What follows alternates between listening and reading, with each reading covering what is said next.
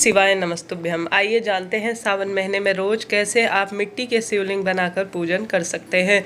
यह पूजा बहुत खास मानी जाती है। सावन महीने में लगातार यह पूजा कर सकते हैं या विशेष तौर पर सोमवार, प्रदोष व्रत, मासिक शिवरात्रि, इन तिथियों में अगर मिट्टी के शिवलिंग बनाकर विशेष पूजन किया जाए तो यह सहस्त्र गुना जो है शिवलिंग पूजन का फल देता है। किसी भी पावन पवित्र एक तुलसी पेड़ के नीचे नहीं, इस बात का ध्यान रखें। अन्य किसी भी गमले में आप छोटा सा पार्थिव शिवलिंग पूजन कर सकते हैं। इसके कुछ नियम हैं, उन्हें सुनते हुए जाइएगा, आधा अधूरा वीडियो नहीं छोड़ना है। आप सभी को निरंतर भगवान का नाम जाप करना है। नमः शिवाय, ओम श्री शिवाय नमस्तुभ्यम, इस मंत्र का आप जाप करें। अगर आप संतान प्राप्ति के लिए इस जो है मिट्टी के शिवलिंग का पूजन कर रहे हैं तो कच्चा दूध इसमें मिला लीजिए, नहीं तो साधारण सरल तरीके से गंगा जल मिश्रित जल का आप प्रयोग करें।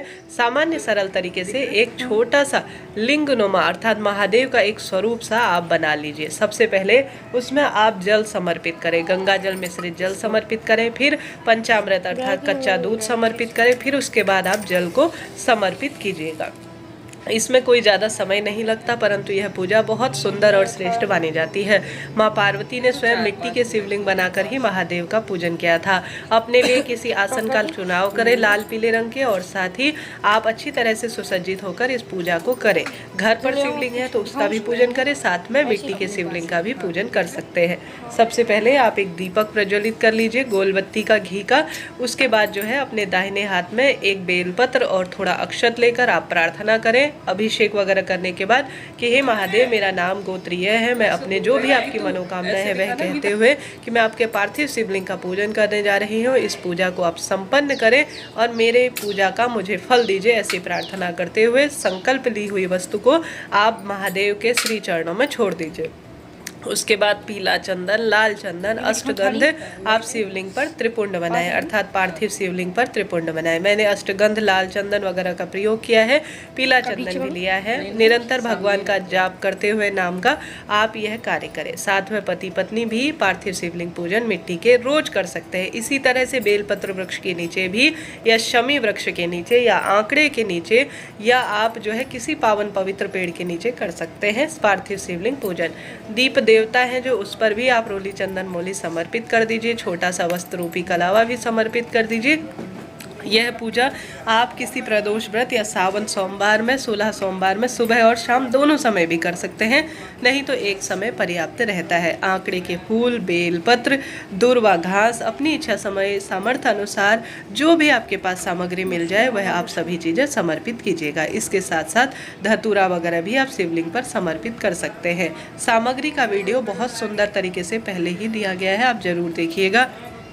साथ के साथ आप कनेर के फूल और बेलपत्र, इस तरह से बेलपत्र एक बार चढ़ाकर शिवलिंग पर कई बार काम में ली जा सकती है।